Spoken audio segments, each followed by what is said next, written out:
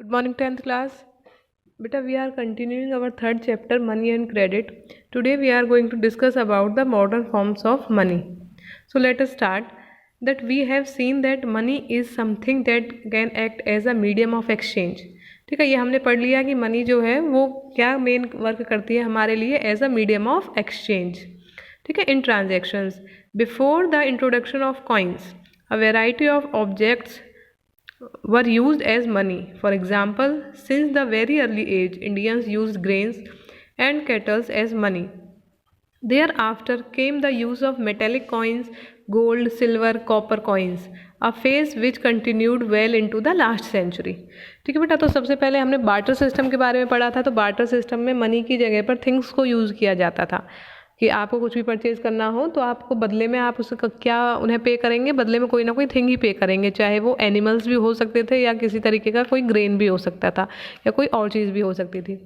लेकिन उसके बाद धीरे धीरे जब ट्रेड का डेवलपमेंट हुआ तो धीरे धीरे मॉडर्न फॉर्म्स ऑफ मनी भी बनती हुई चली गई. उसके बाद में हमारे फिर बेटा कॉइन्स स्टार्ट हुए, लेकिन मेटेलिक कॉइन स्टार्ट हुए. ठीक है, जैसे कि गोल्ड के कॉइन, सिल्वर, कॉपर, इस तरीके के कॉइन्स. जिस तरीके की पिक्चर आपको साइड में आपको दिखाई दे रही है, ये सारे हमारे कॉइन्स हैं डिफरेंट डिफरेंट टाइप्स के. लेकिन उसके बाद और जब हमने थोड़ी विकास किया, थोड़ी ग्रोथ एंड डेवलपमेंट की, तो हमारे पास जो नई करेंसी आई वो क्या थे, हमारे coins, 1 rupee coin, 2 rupee coin, और फिर उसके बाद हमारे नोट्स. ठीक है, पेपर नोट्स. तो ये हमारे पेपर नोट्स और कॉइन्स जो हैं ये हमारी न्यू फॉर्म ऑफ करेंसी में आते हैं. इसके अलावा और भी कुछ है जो मॉडर्न फॉर्म ऑफ मनी में आता है, वो हम अभी डिस्कस करेंगे. So let us start. First one is currency. तो modern form of money includes currency. तो करेंसी में क्या क्या आता है, पेपर नोट एंड कॉइन्स. ठीक है, पेपर नोट्स कागज़ के जो भी नोट हो, चाहे वो आपका 100 का हो, चाहे 50 का नोट हो, 20 का नोट हो, 500 का नोट हो, वो हमारे क्या होते हैं, पेपर नोट्स होते हैं. और सभी प्रकार के कॉइन्स ये हमारी करेंसी में आते हैं. Unlike the things that were used as money earlier, modern currency is not made up of precious metals such as gold, silver, copper. ठीक है, तो जो पहले कॉइन्स हुआ करते थे बेटा, तो जिस भी मेटल के वो बने होते थे उसकी खुद की एक वैल्यू होती थी. ठीक है, जैसे कि आपका कोई अगर गोल्ड का कॉइन है तो गोल्ड की अलग से कीमत है.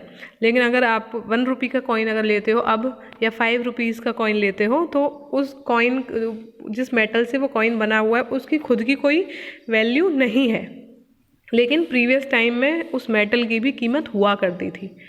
ठीक है, they are neither of everyday use. The modern currency is without any use of its own. अब मॉडर्न करेंसी का खुद का कोई यूज़ नहीं है. हम मॉडर्न करेंसी को as a mean of exchange use करते हैं बेटा, लेकिन उनका खुद का कोई यूज़ नहीं है. सपोज़ कीजिए कि आप पेपर करेंसी यूज़ कर रहे हो, अगर आपका पेपर गल जाता है, फट जाता है, तो उसका कोई यूज़ नहीं हो सकता. अगर आप 5 रुपी का आपका कॉइन है, अगर उसके ऊपर से 5 का सिंबल इरेज हो जाता है किसी रीज़न की वजह से, तो वो चलेगा नहीं, उस कॉइन को कोई एक्सेप्ट नहीं करेगा. ठीक है, लेकिन जो आपके अदर मेटल के कॉइन हुआ करते थे पहले, जैसे कि गोल्ड का कॉइन हो गया, कॉपर का, उनकी खुद की वैल्यू हुआ करती थी. अगर गोल्ड के कॉइन के ऊपर से कुछ सिंबल हट भी जाता है तो उस कॉइन को या उस गोल्ड को पर्टिकुलर हम मेल्ट करके यूज़ कर सकते थे. ठीक है, क्योंकि गोल्ड की खुद की कीमत होती थी. लेकिन अब की करेंसी जो है उनकी खुद की कोई यूज़ नहीं है, उनका खुद का कोई यूज़ नहीं है. Then why is it accepted as a medium of exchange. अब क्वेश्चन ये है कि हमारे यहाँ पर पेपर करेंसी या कॉइन्स को as a medium of exchange क्यों एक्सेप्ट किया जाता है. So it is accepted as a medium of exchange because the currency is authorised by the government of the country. ठीक है, क्योंकि किसी भी करेंसी के लिए ऑथराइजेशन कौन देता है, किसी भी देश की गवर्नमेंट देती है. ठीक है, तो हमारी कंट्री ने ऑथराइज़ किया हुआ है सभी नोट्स को और सभी कॉइन्स को, तो सभी को ये एक्सेप्ट करने पड़ते हैं. अब हमारे यहाँ पर गोल्ड के कॉइन्स या कॉपर के कॉइन्स नहीं चलते हैं. ठीक है, क्योंकि ये हम ऑथराइज नहीं है.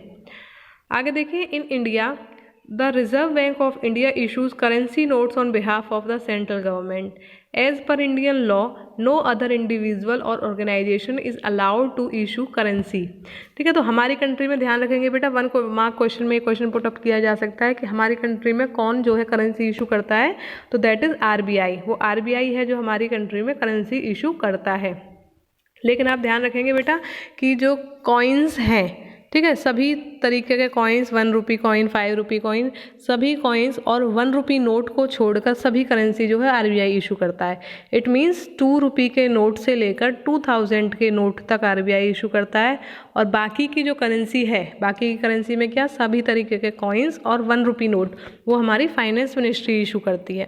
ठीक है, ये आप डिफरेंस यहाँ पे समझेंगे।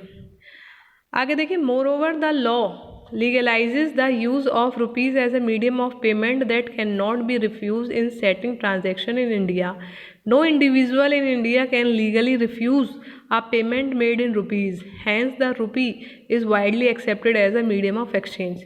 ठीक है, और कोई भी इंडिविजुअल पूरी कंट्री में इस करेंसी को लेने से मना नहीं कर सकता है। ठीक है, सभी को ये करेंसी एक्सेप्ट करनी पड़ेगी, आपके नोट्स और कॉइन्स। अगर कोई मना करता है तो दैट इज़ कॉल्ड इलीगल, वो चीज़ गलत मानी जाएगी, उसके लिए पनिशमेंट दी जा सकती है। ठीक है, आप कंट्री की करेंसी को एक्सेप्ट करने से मना नहीं कर सकते हैं। जैसे एक बार बीच में हुआ था कि 10 रुपीज़ के कॉइन्स जो हैं वो कुछ इलाकों में नहीं चल रहे हैं, तो वो चीज़ गलत है, क्योंकि हमारी गवर्नमेंट ने ये नहीं कहा है कि 10 रुपये के कॉइन नहीं चल रहे हैं, वो सभी जगह पर एक्सेप्ट किए जाने चाहिए और एक्सेप्ट होते हैं। कोई भी इस चीज़ को एक्सेप्ट करने से मना नहीं कर सकता है। हमारे देश की legal currency, it means paper notes and all type of coins. ध्यान रखेंगे बेटा कि कॉइन्स के बारे में जो मैंने अभी आपको बताई है कि 2 रुपीज़ के नोट से लेकर 2000 के नोट्स आरबीआई इशू करता है, लेकिन सभी तरीके के कॉइन्स और 1 रुपी नोट जो है वो फाइनेंस मिनिस्ट्री इशू करती है।